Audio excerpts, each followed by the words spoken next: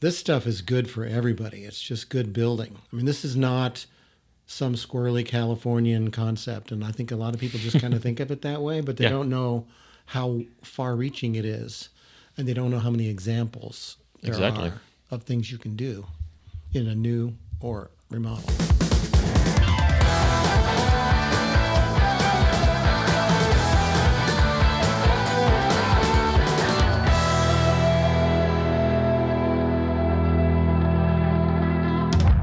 Hey friends, welcome back to the Your Project Shepherd podcast. I am your host, Curtis Lawson, and today joining me for, I think, the third time perhaps, I think so, is my friend Dan Bawden. Dan's with Legal Eagle Contractors. Dan also does a lot of expert witness work and legal stuff these days, which we've talked about before, so I'm so happy to have Dan back talking about universal design. A subject near and dear to my heart. It's my passion. It is. I think you kind of wrote the book on that, or helped write the book on it. Yeah. Yeah. So Dan, let's kind of start by setting a scene. Let's say we get a phone call from a potential customer, and I'm sure this has happened to both of us. They've had a life-changing event, and now they're having some major mobility issues. The house that they just built, a few years ago is just not set up for their current reality. And they're going to have to do some modifications to get this house to the point to where they can live in it and function in it without having to move out, sell it, and buy something else, right? Sure. Just because this kind of situation never crossed their mind that this could happen to them, right? So that's one phone call that we get. Well, now we get another phone call. Similar thing, person had a major life event that caused them to have a mobility issue, but these people just built their house probably with Legal Eagle. I hope so.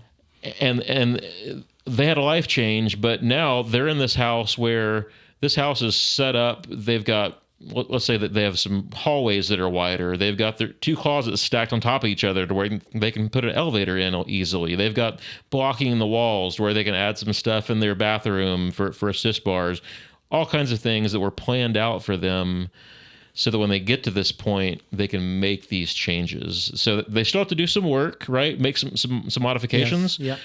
But now it's pretty simple modifications, and it's stuff they can do because they had foresight, right? And that is universal design, right? It is. So one important point to make here is that universal design is way bigger than ADA stuff. So there certainly is I do a lot of aging in place home modification work, as you know. But universal design, the very definition of it is design ideas that make space usable by people of all abilities. The same ideas work for everyone. So regardless of your age, ability, instability, shape, size, race, origin, whatever, and different stages of life, these things help you stay in your house. And there's things in every room that can be done. So I just got a call this week from someone who, he and his wife, they were retirement age, on the edge of River Oaks. And the husband called me, and his wife was in a horrible car accident. I mean, she's coming home with injuries, with broken back and neck, and injuries that are so severe she's going to need 24-hour care in her house. For the rest of her life. Just complete right angle change in their life. So we're going to need to make a lot of changes in their home to for her to even be able to live there. So we do an assessment of that and figure out all the things that we need to custom fit her. But that's an accessibility project. The universal design is cool things you can do in your house that are good for everyone, from your grandkids to your grandparents and everybody in between, for the lifespan of the occupants of the home. So it's not a fluffy California concept. This universal design sounds really cool, but it's sounds very new age. Yeah, new age, exactly. It's so much more than that. And having practiced that in my building work for the last 25 years, it just makes such a huge difference in the quality of the outcome of the project for the people that are going to live in that house. And not only that family, but over the years, houses change to other owners, and those owners benefit from it too. You mentioned an interesting thing about putting in some changes in your home or building a new home with features that can be adapted later on, like the stacked closets. Later on, you can cut out the floor and put an elevator there. It's a perfect example of what we call adaptable design, where it can be adapted later. Or putting in plywood layers inside your bathroom shower wall so you could bolt a seat on there later if somebody needed it, or they could put in some really nice looking grab rails in there in the future. Those are examples of adaptable design. All of those are under the umbrella of universal design. So I'm hoping today that we'll talk about some different rooms in the home and the things that people can do and should do when they remodel or if they build a new home to have these features in them. Yeah. And so I think when people think of this world, a lot of times they think of, again, ADA, as you mentioned. I get that call all the time, like, I need to make an ADA bathroom. No, you don't really need to make an ADA bathroom. That's a minimum standard for commercial spaces. Yeah, ADA right? doesn't even apply to residences, single family residences. Yeah, and it's also kind of a minimum standard. It's turning radiuses and heights and things like that, for commercial spaces. So people think that, or they think, handicap accessibility is kind of the old term, right? That people used to use. But this is, way bigger than that, right? Yes. Like you said, it's anyone can use these features to be comfortable today and for long term. Also, but beyond just like things that make your life easier regarding of your status in life, it's things that are also kind of intuitive to use. Like you walk into a room and you just turn something on without having to hunt for it or think about it. You think about sometimes you go into somebody else's house and you try to find a light switch and you're like, oh my God, where's this light switch? Well, you should be able to walk into a room and, hey, the light switch is just kind of naturally right here, and you bump it and turn it on. Yeah. That's a great example of universal design. That's one of the principles of universal design, and I won't recite them all here, but one of them is intuitive use, so that you can walk up and know how to interact with something easily. And a kid could do it, and a senior could do it, and everybody in between. And they can do so safely. Mm-hmm. So it's not something that they're going to figure out how to use, but it could hurt them if they use it wrong. So yeah, and also that's things that definitely a part of this. And also things that are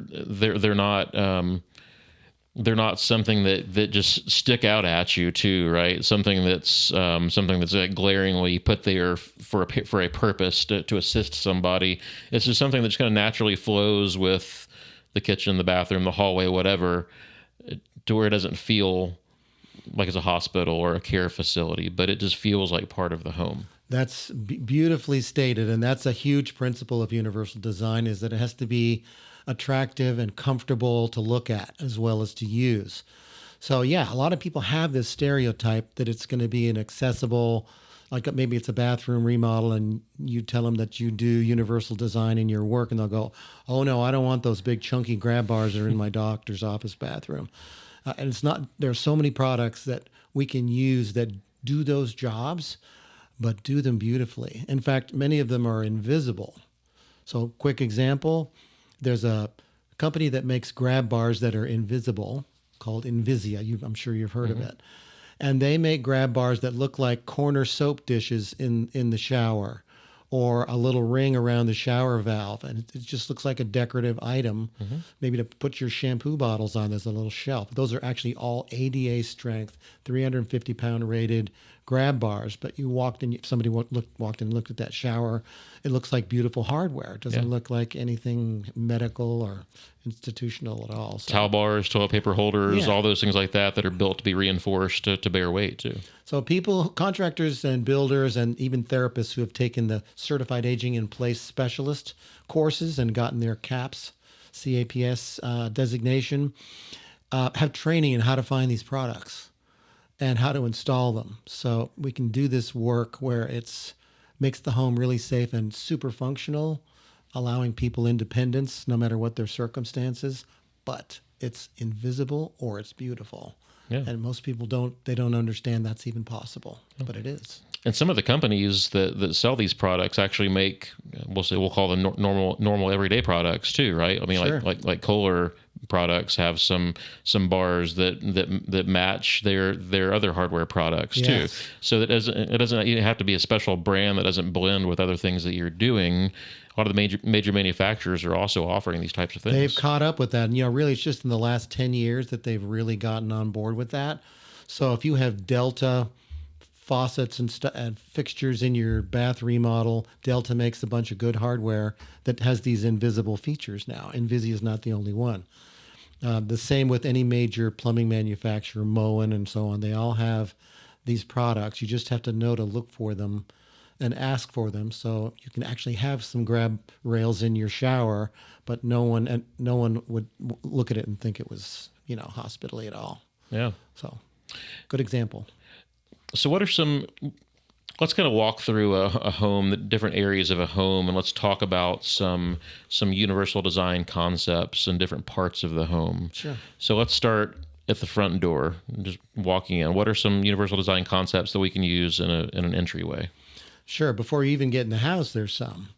So if you're building a house new or doing a remodel, you can put in a 0-step entry, which means a longer sloped sidewalk that comes gently up to the front door and comes up to a front door that doesn't have a threshold. So if someone's coming in, a visitor that's using a walker or a wheelchair, somebody from church coming over, whatever, they can get into your house easily without any barriers or big step-ups or problematic areas to try to get into the house. Mm-hmm. So that would be a fairly significant project to do. Sometimes the client can't afford to do that. So we'll just take out the threshold on the front door and put a small ramp leading up where that step up invariably is from the sidewalk to the front porch, and put an automatic door bottom on the bottom, which seals the door on the bottom. But when you open the door, there's nothing there to impede you. Yeah. So, and good lighting at the front door is good, especially where lighting can reach the lock, so that if someone has a bit of a vision problem, lose the ability in low light over time, which I have at my age. So it's nice to have good lighting at the front door to be able to get your key in there and open the door. Me too. I'm having a real hard time reading the menu at the restaurant these days. It's coming, man. I'm telling you, for everybody. Well, and even on your front walkway, just having some path lighting on your front walkway from the driveway to the front door for guests, so for the sidewalk. There's an enormous percentage of falls, according to the CDC, that happen outside your home, getting out of your car and coming into your home, especially if they're visitors or guests, especially if it's at night. So path lighting are little lights that you have along the sidewalk that light the sidewalk and show any variances in the sidewalk, because they're never perfectly flat, and where the step up is to the front porch. So super good idea there. Yep. Another one is to put a package shelf. I've done this at my home, where near my front door I have a stone shelf on the wall. It's actually a leftover granite piece from a sink cutout on one of my projects that had really pretty stone.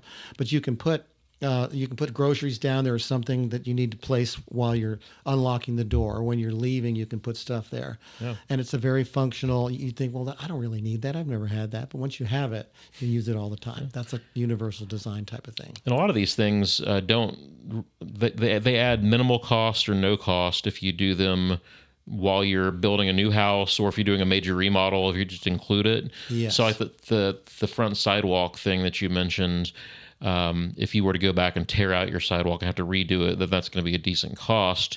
But if you are pouring a brand new sidewalk on a new construction, the cost to do that is probably zero versus having steps or whatever, right? Yeah. So many of these things can be done on a new construction project at literally or virtually no additional cost. Yeah. People are surprised by that. It's a little different than green building. Some of the green building features that you put in a new home can jack the price up 20% or more, depending on what you're doing to obtain all the green certifications that you need to really succeed with that. Universal design is different. These are little features that you can put in and around the home that make it really easy to use, comfortable, but they don't add cost.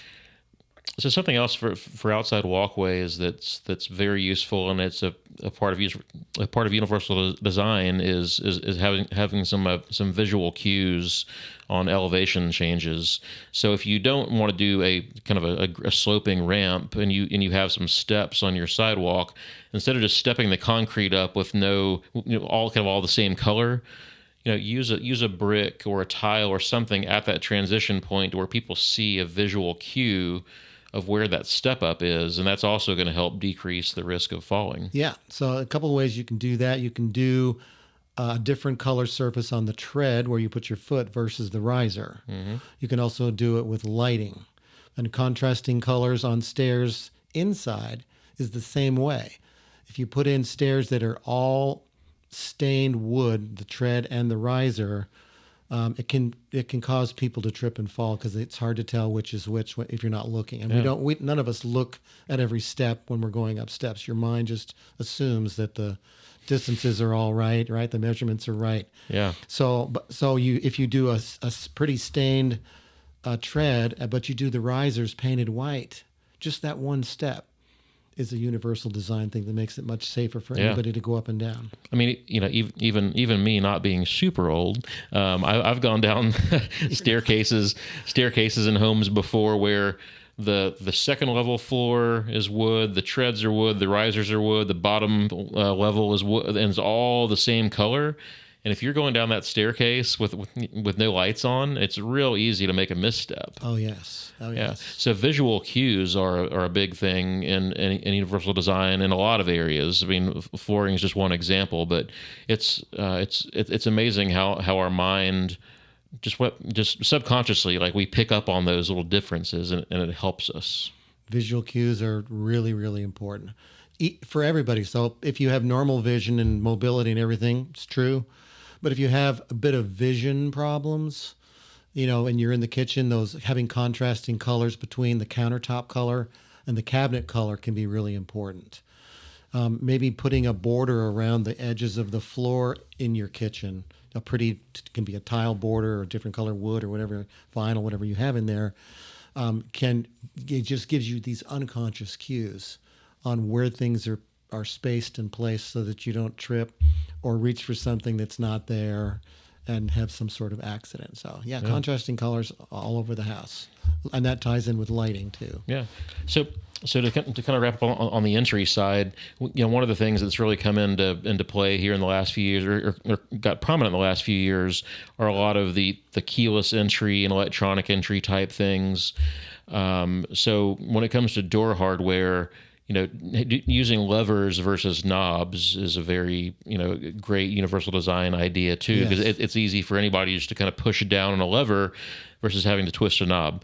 But on lock sets, on exterior lock sets, if you have something that has a proximity sensor for a little Bluetooth thing on your key fob or maybe your phone or whatever, to where that door just unlocks when you walk up to it. Yeah. That's a very simple way to improve access as well. And there are locks that will sense your cell phone through Bluetooth and just unlock when you walk up. And only your phone does that. You obviously don't want to give that phone to a bad guy, obviously. But the technology is getting easier and easier for people to manage their environment through these new techniques. And we'll talk about some of those today. If you found value in this episode of Your Project Shepherd podcast, please consider leaving us a review and sharing it with your friends. That helps us expand our reach and bring this content to more people. Thanks for being here. Great. Kitchens. So the kitchen is I think one of the biggest areas that we can make improvements on next to the bathroom. And I think a lot of things may not be like readily apparent in a kitchen. And when people think about universal design, you're like, okay, what can you do in a kitchen? You got countertops and appliances, but what are some of the big areas in the kitchen to you? Wow, there's actually a lot of things you can do in a kitchen. I ran into a lady, stranger I'd never met before, at a party recently, and she was in her late 60s, and she was doing a kitchen remodel, and we started talking about universal design, and she was just doing her design plans. And so she said, well, what can you do universal design-wise in the kitchen? Like, what kind of things could I do in my kitchen? And I said, I'll give you some specific ideas. So one of them is to make sure that you put in full extension drawers everywhere you can on the base cabinets, instead of having cabinet doors where you have to get on your knees to Squat reach in. and reach. Even if they have pull-outs in them, it's not as convenient as pulling out a full extension drawer. So the advantage of that is you can see what's in the back, which the old-fashioned drawers, you could never pull them all the way out. Mm-hmm. You're digging in the back. You don't have to, they're self-closing, so you're less likely to bump into them because they didn't close all the way. And you can put a lot more in them and see everything that's in there, silverware, whatever. So that's an important thing to do. Task lighting is also important. A lot of the countertop colors are dark colors. We went through a phase where they were really, everyone was doing whites and marble looks and, Carrera, this and that. But even with light color countertops, but especially dark colored ones, it's really important to have additional lighting under the upper cabinets, placed at the leading edge of those upper cabinets, so that it lights the whole countertop and not just the back area. So that's great for task lighting. So if you're cutting food, preparing food, if you have a good light over your sink that specifically puts light over the sink, that can be very helpful when you're doing the dishes.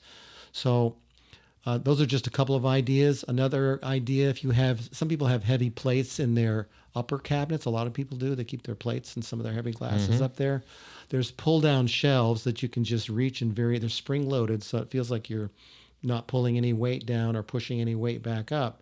But they bring everything down right to the edge of the countertop. So not just down, but forward and down. Yeah. So these pull-down shelves can be really helpful for someone that has any kind of mobility, arthritis, or just someone who's short. To reach and carry a heavy object over your head and pull it down. Yeah, absolutely. Another example is upper cabinets, on your upper cabinets, doors that you push a button and they sort of accordion up or fold up out of the way so you can reach what you want to reach, and then you push a button and they come down.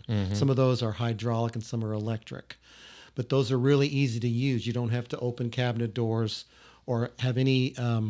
it's pretty much effortless to open those upper cabinets and get to them and close them. So good for everyone. Good for everyone. Yeah. I think bending and reaching is something that no matter how old you are, we all get the occasional issue dealing with back issues or shoulder issues or whatever. So whether you're 25 or 75, you're probably going to have some issue at some point with, oh man, I can't reach that. It's hard to reach, or I don't want to have to squat down and dig in the back of a cabinet. Yeah, we've all done that most of our lives, where something falls down behind. Even if you have a pull-out, something falls down. But I'll just go buy another one. Is what you do. So another example, speaking of reach issues, is to put up some of the appliances in more convenient locations. So drawer microwaves that are in your island or in your cabinet, your base cabinets. Love those. Super convenient. Everybody loves those, except maybe parents of a 2-year-old. So then there's some locks and things you can put on there. But other than that, they're super convenient for whether someone's in a wheelchair or if they're just walking around in the house and using the kitchen normally. But there's also drawer refrigerators and drawer dishwashers and drawer freezers that can be put below counter, either as a supplement to your normal refrigerator for additional storage, or maybe it's easier for one particular family member. You've got your mom living with you and she's in her 80s and she has trouble reaching it for things high up in the fridge. Yeah. She can access things easily in appliances that are simply put lower. I've done homes with, we put in a full-size refrigerator only, and we did the freezer drawers for that, for that reason. It's just easier to access. Yeah. So it's also a good place to put soft drinks for kids, so they can kind of have their own little fridge to go to. And some of the beverage coolers do the same thing. So yeah, kind of putting things in a more convenient location. And then, of course, you mentioned the lever handles. So a lever handle faucet or a touchless faucet. Yes. Is good in a kitchen. And that technology's gotten much better. It has, yeah. We did one in our kitchen, and it's great for when you're washing dishes, too. Just kind of, you get dirty hands, just kind of wave your hand and it turns on. And only complaint about those is just changing the batteries every few months, but no big deal. It's not that hard to do. Not that hard to do. They also have the same kind of technology and light switches now where you can wave a switch on, wave the lights on, wave the lights off by just moving your hand like this in front of the switches. So that can be good for someone that has trouble pinching or grasping a normal light switch. Yeah, or just using a paddle switch instead of a toggle Sure. switch. It's something to just nudge with your hand as well. I'll bet you put in the rocker, they call them decor or rocker switches, paddle switches. It's our standard for years. switch, yeah. As a standard thing for years. Yeah. Yeah, I have too. There's just no reason to have the small toggle ones. The other ones, you can hit them with your elbow and turn them on and off. Yeah. And they're just easier for everyone to use. And also for lighting control, for pantry lights, closet lights, just a jam switch that comes on when the door's open. Motion sensor switches. Or motion sensing switches for under cabinet lighting. They have ones where you can just wave your hand, turns on your under cabinet task lighting. Yeah. So we did a whole. Actually, we've done, I think, 2 discussions with people, with lighting designers and lighting suppliers here on the podcast, where we've talked about all the thousands of uses now for LED tape lighting. It's really changed the game in lighting. And they're cheap too. I mean, it's inexpensive technology. It's inexpensive, and now they have all kinds of really cool metal tracks that you can mount them in that'll put them at different angles based on what you're trying to do.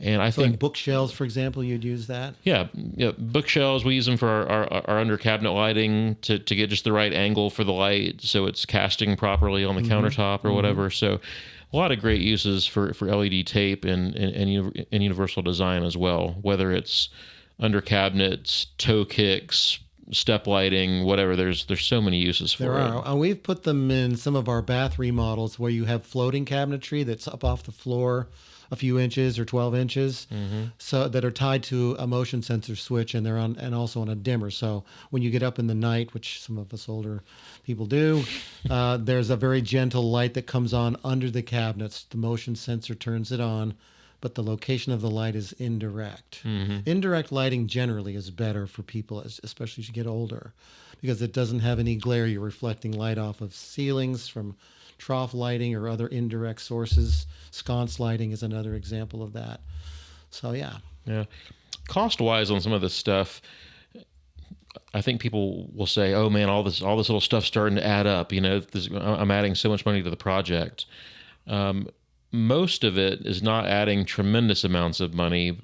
Going from a partial extension to a full extension drawer slide, you might be adding, I don't know, $20-$30 a drawer or something like that. Probably less than that. Over the course of the kitchen, it's not adding that much money. But I think that the return on investment on this stuff is very high. If you're spending $80,000 on a kitchen remodel and you can spend an extra $2,000 on all these things cumulatively that really improve your life, why not do it? Every time you go in there, it's an advantage, and it's a benefit. Another cool cabinet idea, universal design idea in a kitchen, is to have a rolling island that has drawers that goes under the counter. So if someone wants to roll it out to the middle and knead bread or do a separate task, or maybe they need to sit to do meal prep, you have this island that rolls out. You can still have storage in it, so it's useful storage space. But when you don't need it to be out, you push it back under the countertop, and it just looks like a normal set of drawers. Yeah. The jobs we've done that on, our clients have loved that feature. We're doing one of those right now, actually. Except they wanted to do a big, thick booze block, butcher block thing that's on wheels that they roll up. But same thing. It's hidden when it's not being used, or then they can push it across the kitchen, and Grandma can sit there and make the dough and whatever if she wants to. Perfect. All right. So those are some kitchen ideas, and there are more, but those are some. Great. Bathrooms. Let's talk about bathrooms. I think this is one of the main areas that people think about when they start thinking about this, because it's one of the spaces that people often need the most assistance in. And maybe we can touch on some universal design ideas here, but also maybe some adaptive stuff in this regard as well. Sure. So I'm actually meeting with some good friends of mine next week who's they have a special needs son at home. They didn't think the young man was going to live past 3 months old, and now he's just turned 21. Wow. And he's living at home, and they are his full-time caregivers, right? And so they bought a production home out in the suburbs, And because they kind of weren't sure he was going to make it this long in life, they kind of never spent the money earlier on. But now they're like, well, I guess he's going to be with Looks us like for the he's long sticking term, around. right? Yeah. Which is awesome. But now they're like, Curtis, we need to make some changes to this home to make it easier for us to have our son here in the house. And unfortunately, when that house was designed, all the bathroom doors are 24 inches wide. Yes. And, it's nothing is conducive for taking care of somebody who needs full-time care.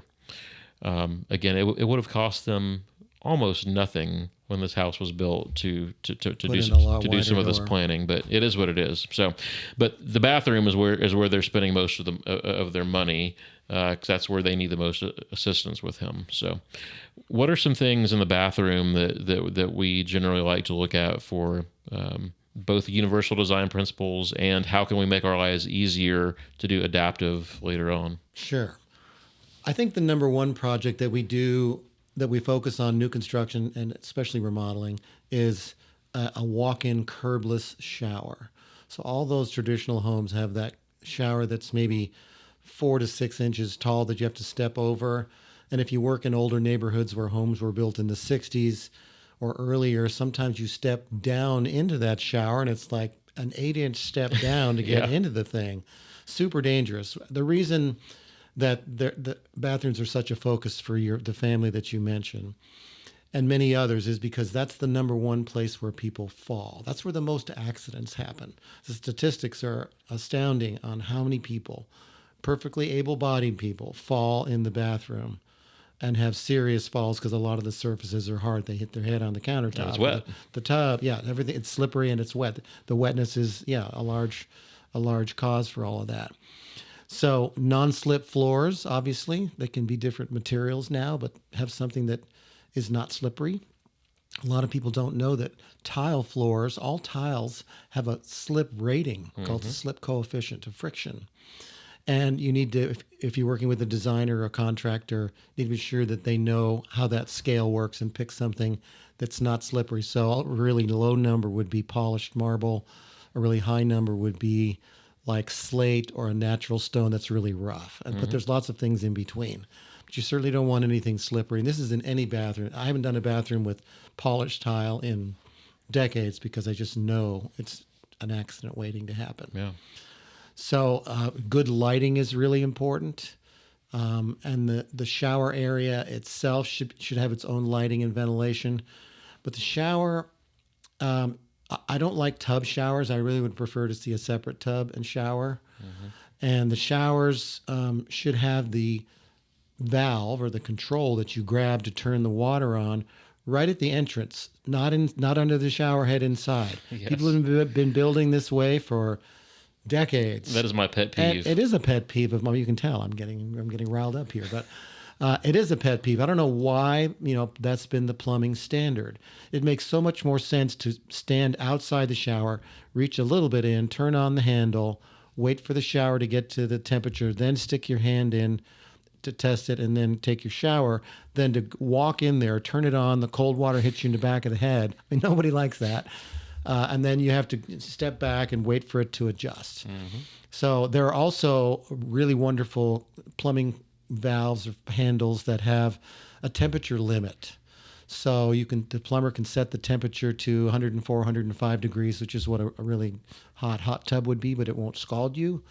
So that kids can't possibly turn it all the way, or a senior can't bump it and make a mistake and get scalded from the shower water. And they actually have a setting to make it so it can't get too cold, too, anti-chill. There's also no rule that the shower valve has to be right under the shower head. No, you can put it wherever, and it's just a matter of the cost difference is probably $20 or $30 to run a little pipe over to a few extra near the fittings, entrance to the a shower. little bit different labor. But it's almost nothing. Yeah. Yeah, there's no reason that you have to have everything lined up in a straight line. So put the valve where it's easily accessible. The other thing that I would never do a house without it for myself now, and I push hard to sell it to every client, is doing a hand wand in the shower. Yeah. With a diverter valve and a hand wand that they can use. The ladies love it for when they're shaving their legs. They can just take the hand wand and wash it off, the right? Shampoo out of their hair. Yeah. Exactly. Yeah. I mean, I love it. But also, if you have a care situation or you're injured and you need to be seated in the shower, well, now you can grab that wand and bathe yourself without having to use the shower head. Having a bench in the shower is a really good thing too. It can be a fold-down bench if it's a small shower and you have limited space, or it can be an actual stone bench or a tiled bench. Yeah. But the handheld, I often locate the valve for that do a separate valve that's near that bench, and the handheld, the hook to hang it on the wall, is near that bench too. Same. By the way, there are shower heads now that have LED lights in them that tell you whether the temperature that the water is coming out is going to be too hot for you, and it makes the water look red, or if it's green, it's too cold, or if it's blue, it's in the middle, or maybe those are reversed. But you can the color will tell you whether that it's the right temperature for you to get in, a safe temperature for someone that has peripheral neuropathy, where diabetics often lose sensation in their hands and feet, they can't reach up and tell whether that shower water that's coming out is too hot or too cold. This is a visual cue that tells you. Plus, it just looks really cool. That's cool. I haven't seen those. Yeah, you can have it's like having a little disco light thing going on in your shower. I love the bench in the shower. That's something else I try to sell to every client. When I get home from the gym in the morning, I lay on that bench and I just lay there and just kind of bask in the shower for it's a great about place 20 minutes every morning. Great place to have a soak for sore muscles, and it's really good for ladies to shave their legs. And some people just have to sit down to bathe, and then it's really great. They can sit there and have a caregiver or a family member, help them bathe during that activity. Absolutely. What are some other bathroom things? We mentioned faucets with levers earlier. Same thing in the bathroom, or touchless, or touchless. But even having like one single lever on a faucet versus two side levers makes a big difference. Where you're just twisting it to the side for hot or cold. Just one function. Yes, is always better. We mentioned earlier some assist bars that also double as bath hardware. Yeah, that could be a shampoo shelf or a corner shelf in the bathroom, or an attractive one that's shaped. It's kind of like the letter S. There's so many choices these days, and you don't have to put tons of them in. If your needs are where you don't have a specific need for that right now, just put in one of the soap dish ones. Yeah. But if you're going to have mom come live with you and she's going to be using that shower, then you want to put in some more, but make them the attractive ones. Yeah. So put in blocking for that. So blocking is sturdy wood inside the wall behind the tile, where you can screw in anything you want later and it'll be nice and sturdy. So some contractors will just do a 2x12, about that tall, and run it between the studs around the room there. Or some contractors will put a 3/4 inch treated plywood behind there, so if you can bolt anything anywhere in there. Mm-hmm. So for example, if you just had the blocking and you want to put in a bench, which is bolted on lower, you might not have any sturdiness there. Mm-hmm. But if you put in the plywood, you can put that seat or other accessories anywhere that you want. Because you don't want people mounting a bar somewhere where they're going to grab it in a situation where they're falling and it just rips right out of the wall. And... I've seen it happen, and that's one of the fall problems. I've been called in to look at bathrooms where the handyman installed a bar using the little plastic anchors. Mm-hmm. And the adult using that relying on that bar was a full-size adult male, and those little plastic things are not designed for that. No. And they can pull right out of the wall. So those are for hanging a picture on the wall. Yeah, that's all they're good for, really. Those little bullets, they call them. So yeah, putting in this hardware, using blocking is really important. Sometimes we have to put in bars and tile that's already there, and there's special fasteners like the zip ties that are as good as you can do, and they're pretty strong. They are very strong after the fact, but still, it's better to put in blocking if you're doing a new home or a remodel where you're redoing the shower. Yeah. Again, blocking, cheap to do up front. If you had to buy an extra $30-$50 sheet of plywood and put it on the wall, is it going to break the bank? Yeah. In the course of a major remodel or new construction? Probably not. Yeah, probably not. So also thinking, giving some extra thought to where you put, and if you put a glass shower door is important. So if someone's going to eventually be entering that shower with a walker or a wheelchair, you might swing the door differently so that the pathway in is easier and more intuitive. Or you might not put glass at all. You might do a shower curtain.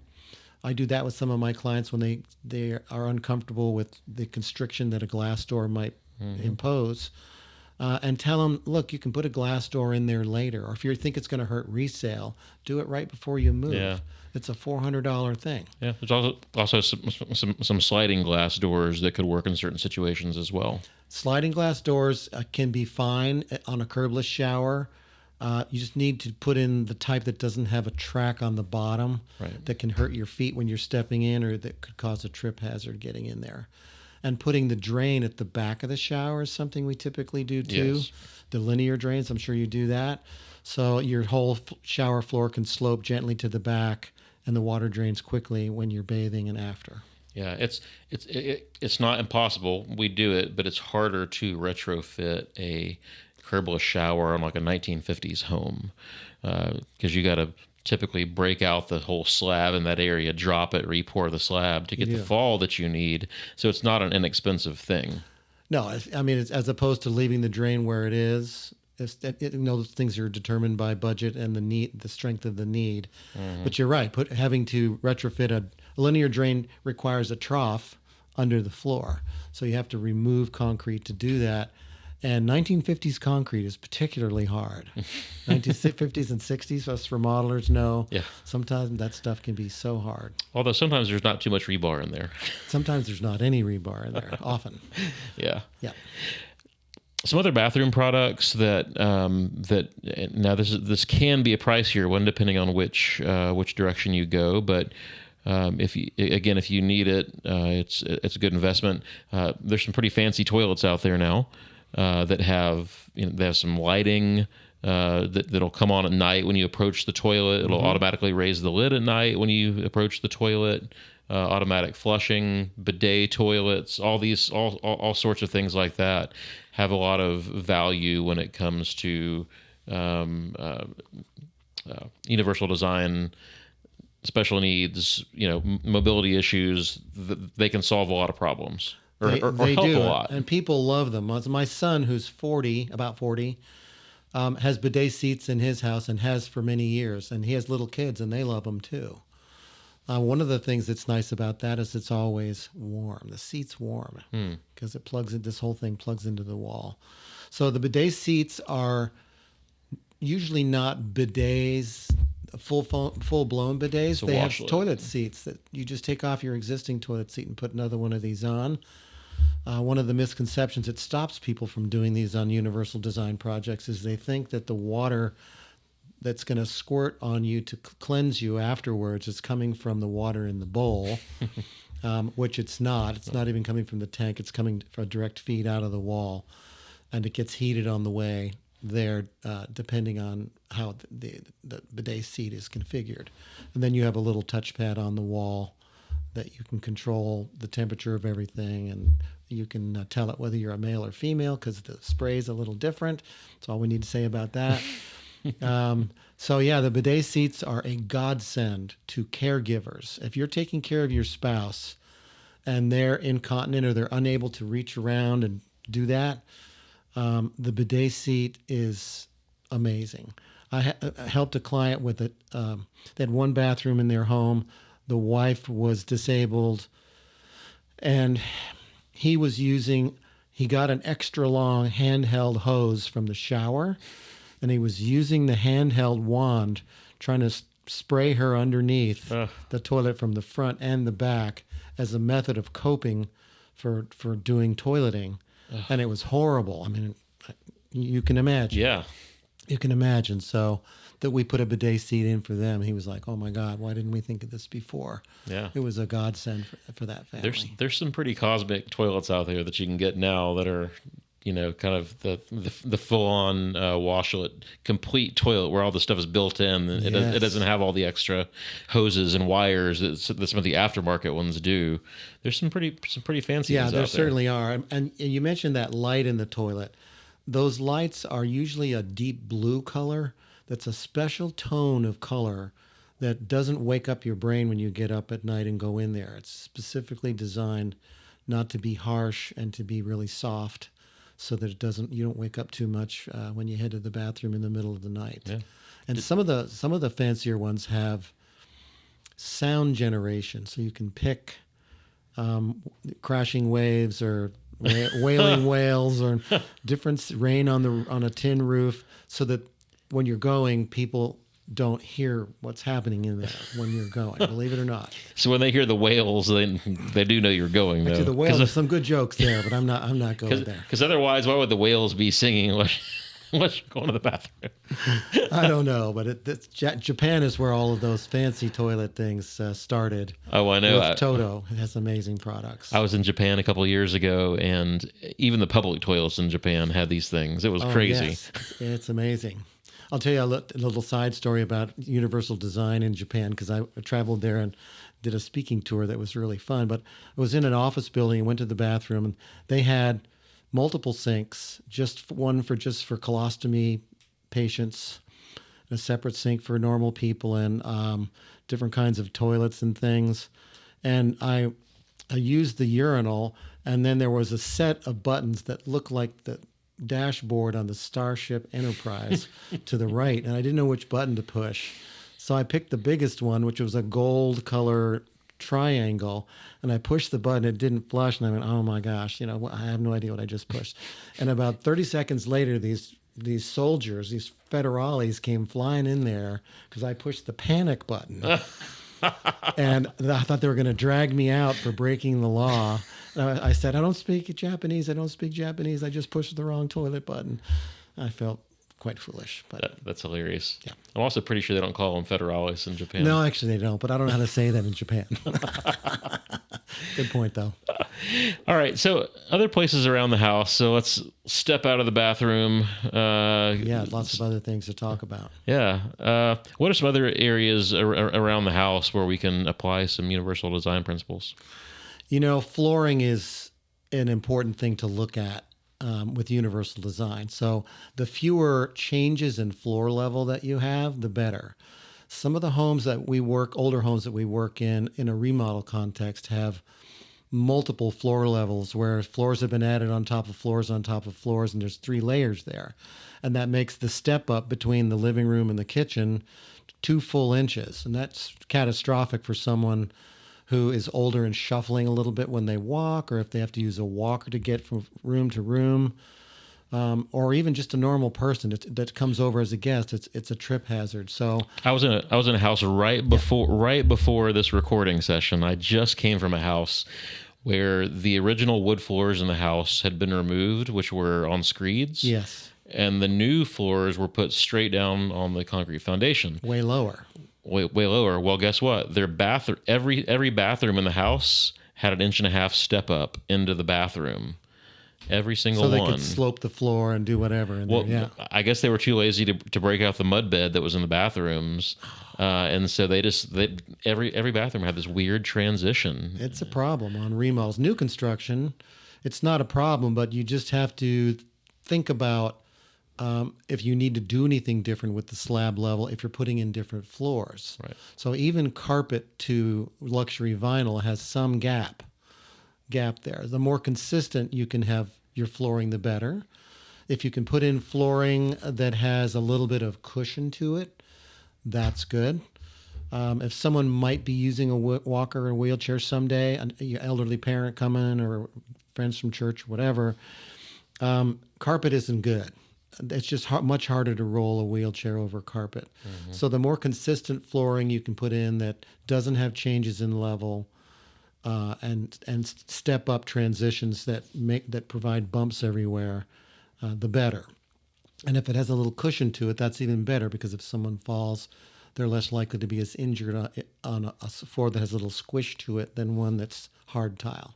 Yeah, I had this conversation last week with a couple, an older couple, who wanted to replace all their flooring, and they said that they had tile currently. They had slate tile in their house, which is great for having some texture to it, and not slipping and falling. But they brought up, they're like, hey, as we get older, we are concerned about falling on the slate and hurting ourselves. Yeah. What could we go back with that would be a little bit softer? And I said, well, we could do an engineered hardwood that has a little bit of a padding to it, and that would be a big help. Yeah, that's absolutely right. So another thing that's often overlooked, especially in older homes, is lighting, the inadequate lighting. So the more consistent lighting you have around the home, the better.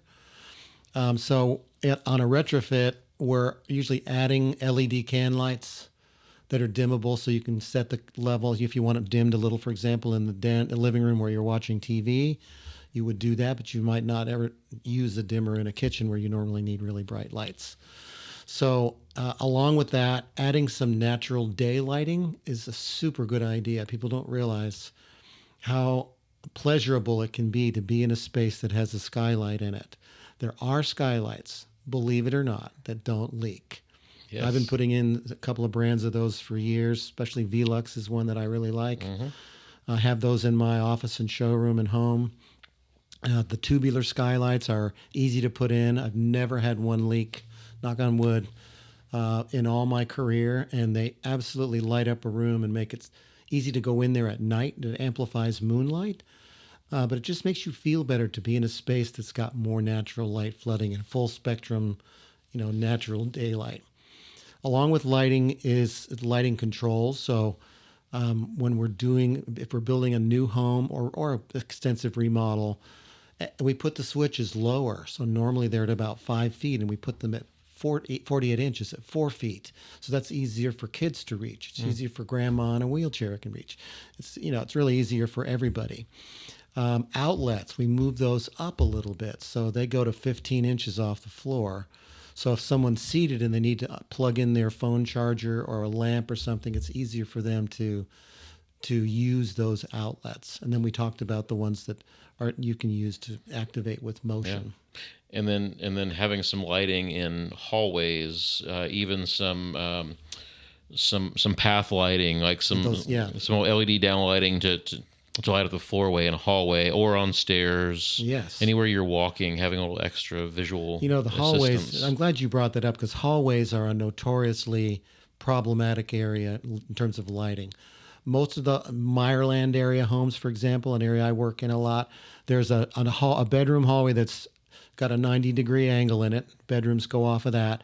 And there's one light. If you're lucky, maybe there's a second little one bulb globe at the top, on the ceiling. But it's never adequate lighting enough, and there's often dark spaces on the floor, especially at the corner. So you're talking about adding these little lights that you put on the wall down low, that are little path lighting lights. Super good idea. And they turn on automatically at night. They can be on a motion sensor, so they come on at night, and they can be set at a dimness level that doesn't wake you up. So yeah, that's an excellent idea. Yeah, I'm in the same area, and oftentimes those hallways, they have a million other things on the ceiling. You get your attic ladder, you've got your return air, you've got smoke detectors, you have all this other stuff on the ceiling, and there's no room left for lighting. Well, yeah, so doing some lighting down low where a receptacle would be. They even have little plug covers now that have lights built into them. Light. So if you have a plug in your hallway and you want to add a light, well, just put the cover on it, and it's got a built-in LED. Just literally screw on an outlet cover. The outlet itself stays there, and the outlet cover has some metal prongs on it that go back inside and touch the screw terminals on the outlet. That's how it provides the juice for the light. And then there's 3 little LEDs at the bottom of the plate that shine down on the floor. Super good idea. I think that's a $10 product. Yeah. I mean, it's a super inexpensive thing to do. Those are great for bathrooms as well.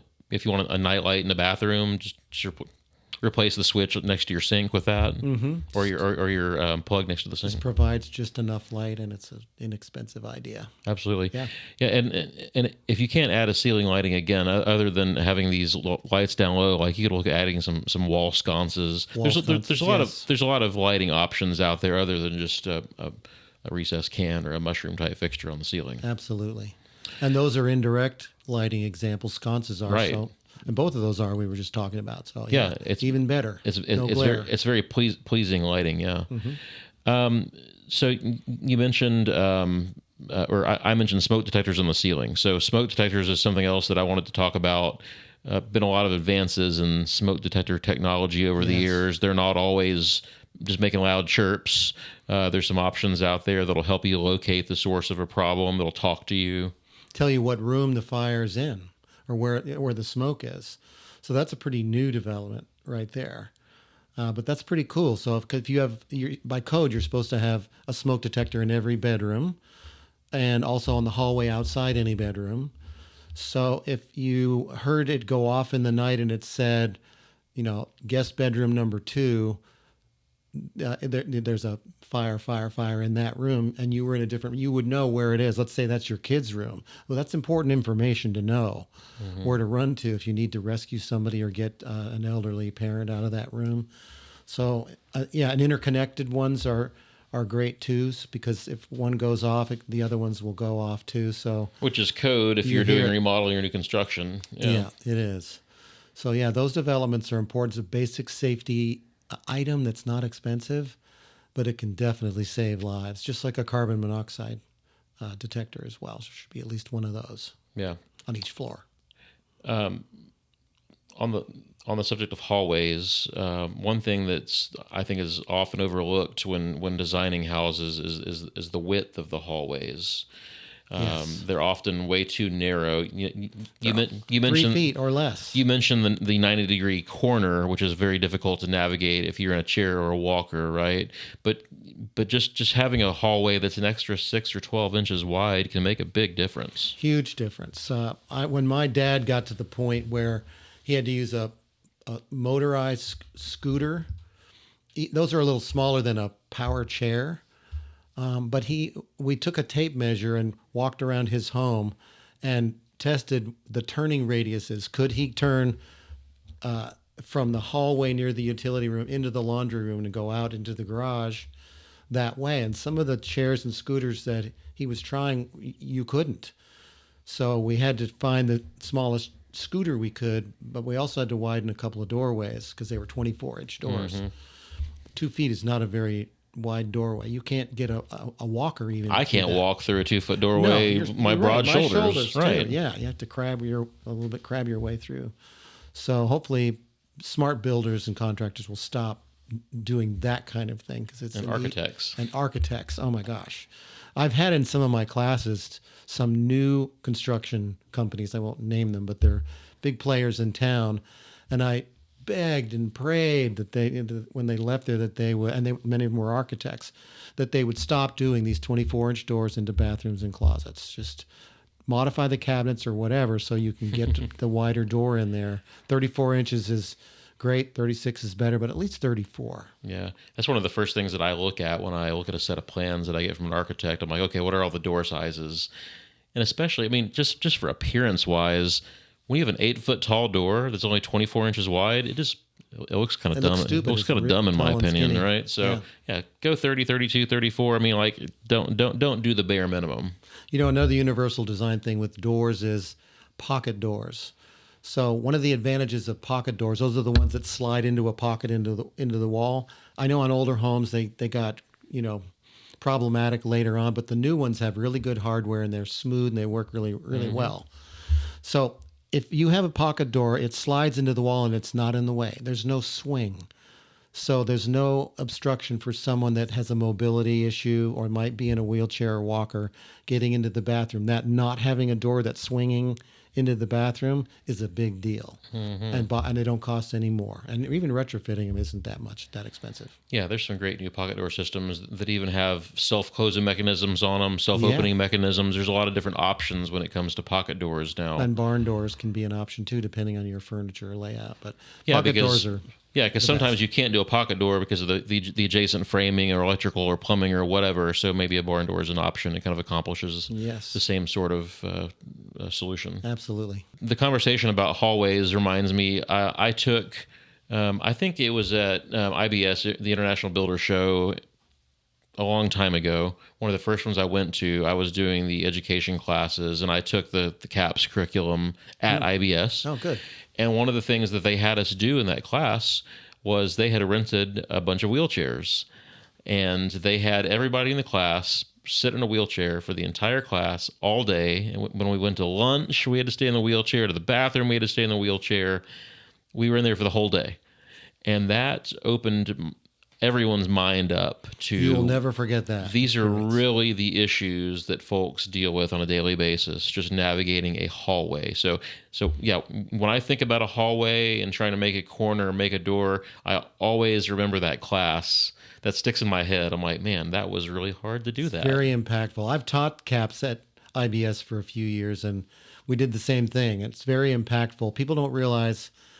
I made them go to the bathroom too, even if they didn't have to go. I would make them go in to get in a stall and come back out, and also ride the elevators.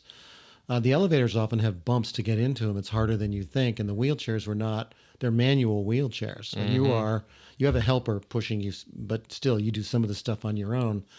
And I'll tell you what, it's an eye-opening experience to see what it's like to be a wheelchair user, even for a few minutes, but for the day. You will never forget that experience and appreciate things like the softness or hardness of floors and width of doorways. Yeah.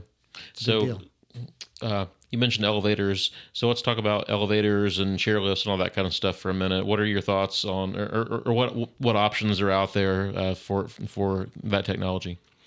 Yeah, and this kind of ties into ramps in a way too. So if you have a 1940s home in Montrose or in an area of town that has porches on the front, and the porch is 2 feet up, that means, according to the typical rules for ramp slopes, that you would need a 24-foot long ramp. And people don't want to have their whole front yard filled with ramp.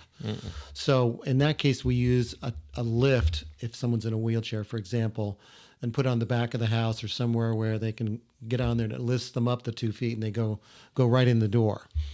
But so once you're in the house, you may not be able to get to the second floor. So elevators are becoming very, very popular with baby boomers in particular, and smart millennials who are looking at their parents having issues and planning ahead for their future. There's different kinds of elevators. There's an elevator with a shaft, which is the most expensive kind, certainly to retrofit. Then there's the kind that has a clear tube around it and no shaft, and the elevator lifts the cab by suctioning air out of the top of it, just like the thing at your bank, only slower. And it sucks the tube up there. And there goes Grandpa. Yeah, there goes Grandpa. So I put in a couple of those. Those are really fascinating and cool to use. But now there's another kind called a ceiling lift. Don't require a shaft. And it usually has a clear enclosure around it, but it's a mechanical lift that just lifts you up to the very next floor. So usually we're going from a living room to the master bedroom on the second floor as a typical application. So these are less expensive than the other two. Shafted elevator, $80,000 to $120,000 retrofit. Pneumatic elevator, that's the suction one, is about $40,000 to $50,000 to do 2 floors, a little more if you're going 3. And then one of the lift elevators is probably in the $35K range to retrofit one in a home. They're quiet. They don't require a lot of structural framing changes where you make the opening in the ceiling. You have some, obviously, to box that out.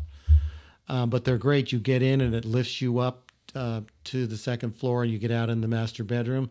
When it goes down, whatever floor is in the master bedroom above is what's put on the top of the elevator. So you don't even really see that there's an elevator that can come up into that room. And then you have a floor material on the ground underneath it on the ground floor that just stays there. So these lift elevators are a newer, cheaper technology that people really like. And you can see out of them, so it's kind of nice too. It's not so claustrophobic. Yeah, we did a whole episode on elevators here a couple months ago, I guess, right? Yeah, I think I saw some of that. Yeah, and we got into some of that. So elevators are not as out of touch or financially as some people think they might be. Out of reach, yeah, out of touch. I'm out of touch. Especially again, if you're thinking ahead and you're planning when you're designing that home, plan for it. It costs nothing. You're gonna have closets on 2 floors anyway. Have your architect stack them one on top of the other. Maybe go ahead and put in a little 8-inch elevator pit underneath it and put some flooring over it, and you're set up for it. Yeah. Maybe even run some electrical provisions for it, right? But if you do the legwork for it, your retrofit cost is not much more than just kind of the cost of the elevator itself, which is $30,000 to $50,000 because you're not having to make all the structural modifications and all that kind of stuff. That's absolutely true. One of the things that architects do wrong a lot is 2 things. One of my elevator installation companies just drives them crazy, where an architect has designed a home with stacked closets, but the size of the closets is too small for any elevator. They have to be at least 6 feet or more. Yeah. And they also forget to put in the specifications that you have to have a cutout on the bottom floor. You can't just have the elevator come down to the slab on a normal shafted elevator. Yep. It has to go below the floor so that the floor of the elevator is even with your floor that you're going to step out onto. Yeah. So on a retrofit, we'd have to jackhammer out that slab to make that well. It's called a well, where you have that depressed area in a slab in order to put that elevator in and be able to get out even with the floor. Yeah. I was actually bidding a project here a couple months ago where I got a set of plans from the architect and they had an elevator drawn on the plans. And I looked at the structural drawings and it did not show any kind of recess for the elevator. And the whole reason they were building it was because they had a set of older parents living with them. It's the whole reason they were doing the elevator. And I said, "Where's the pit? We need a pit? What?" Yeah. And so we had to get the structural engineer to go back and revise the plans. Yeah, the slab has to be changed to add an 8-inch drop. I mean, good for you for catching that, because a lot of professional design people don't catch that, and it makes it non-usable, or without added expense. Well, Dan, that's why I get paid the big bucks. That's why you get paid the big bucks. So, a lot of this stuff that we've talked about can be retrofitted. It's always easier and cheaper if you just plan for it in advance. For sure. So when you're doing that, whether it's new construction or if you're doing a major remodel of the house, you're gutting it, just go ahead and do this stuff. The blocking in the walls, the closets, some of the electrical stuff. Putting the lining in the shower, putting in the blocking. Yeah. I mean, maybe you add $1,000 to the whole project to put in some of this future proofing, right? That's a good term for it, yes. But if somebody's saying, Dan, you're right. I should have planned better, but I can't, I didn't do that. So now I have to do these modifications today. What process should we use as professionals to go out and meet with people to evaluate their needs and figure out what's possible? That is it's a trip called an assessment trip. So any of us who do this aging in place or universal design work will go out and meet with the family. I like to meet with as many members of the family as possible. And we walk through the house and see where those pinch points are, where there's safety issues, or where when mom comes to live with you, what would be hard for her and what should we put, in the bathroom, kitchen, and so on. But you have to we have to ask a lot of questions about how people live in that space. It's not just, whether somebody might be in a wheelchair or something. It's like, who's the main cooks in the family? Does the husband and wife both cook, or is it just one? Is she left-handed or is she right-handed? So you ask a lot of questions about their reach, their ability to reach high and low if they're seniors, and their handedness, and find out what issues they have and how they use their home, because people really do different ways and they do different things. So we do an assessment and figure out we're putting together the modifications that would be needed to make sure all those things work after the remodel for that family, not just in their current state, but looking down the road for the future as well. So if they have a progressive disease, they may not need 5 bars in the shower now, but if we put in the infrastructure so they can put them in later when their MS progresses, they'll be ready for it. So it's important for us as design and building professionals to look at people's current conditions and also where they might be and who might come to live with them in the future. Yeah. So I think sometimes people don't know what they need, so they trust us as the professionals to come out and help them. And so if somebody's looking to do some modifications to their home, or if they're looking to do any remodeling project or a new home project, and they want to work with somebody who is thinking along these lines, right? They should be looking for somebody who has the CAPS designation, who has experience and training in this. I think NHB still has a database of CAPS designation holders on their website. Yeah, NHB, National Association of Home Builders, is the ones who put out those courses, which are still being taught, by the way.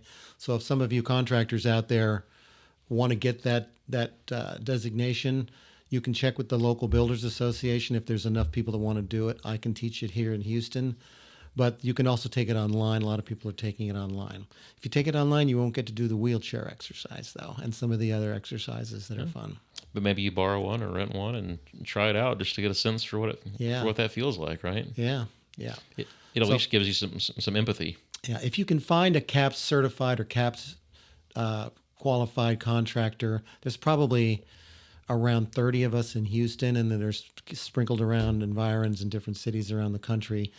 Do that, because this is the only designation that really combines the sensitivities needed for how people live in their space as they get older or have any challenges with the construction side. I mean, their OTs, occupational therapists, are trained to help people get back in their home, say after a car wreck or something, but they don't know how to change the tub to a shower. What does that conversion project look like? Mm-hmm. So the CAPS program, Certified Aging in Place, is actual training. Anybody that's taken that training knows a lot more about how to marry those two worlds, the people's needs of the way they live in their homes and the construction side on how to make modifications to make it easier and safer. And sometimes it's a good idea to kind of involve some of that team. If you have a specific issue, you might involve your OT, your doctor, involve the whole team to help talk about like what today's needs are and what future needs might be as well. Super good idea. Super important. So if people have had serious medical issues, whether it's accident or something else, progressive disease, they usually have an OT. And the occupational therapist is in charge of making sure that they can go back to their home and live safely there and do the activities of daily living, like brushing their teeth and toileting and preparing food and so on. But an OT will do a different assessment than I might as a contractor. So he or she's going to spend a lot more time taking, let's say it's the wife who's coming home from the hospital and she has serious mobility issues, had a stroke, say, she's going to spend a lot of time in the kitchen and the bathroom showing the range of reach and how far can you twist this way and how hard are you able to pinch to pick up a bar of soap or move a shower valve or move a sink handle. So collaborating with a healthcare professional like that, OTs or PTs, physical therapists, adds a lot of extra wealth to the outcome of that for the occupant. Yeah. If they're in the picture, invite them in. That's the point. Exactly. It's always assemble the good team, the best team for your project, right? Exactly. Design professionals, builders, healthcare professionals. Yep. Put it all together. So, well, Dan, thank you so much for coming on and joining me today. Already? I think that's all the time we have. That's good. I think we covered a lot. I think we're pushing an hour now, so that's great. Yeah, but always great to see you and hang out with you. Love talking to you. If anybody wants to find Dan, we're going to have some links to his website and his information here in the show notes. Reach out to him. Reach out to me. We'd love to talk to you about universal design and help you in any way that we can. All right. Thank you very much. All right. We'll see you guys later. Take care. All right. Take care. Bye-bye.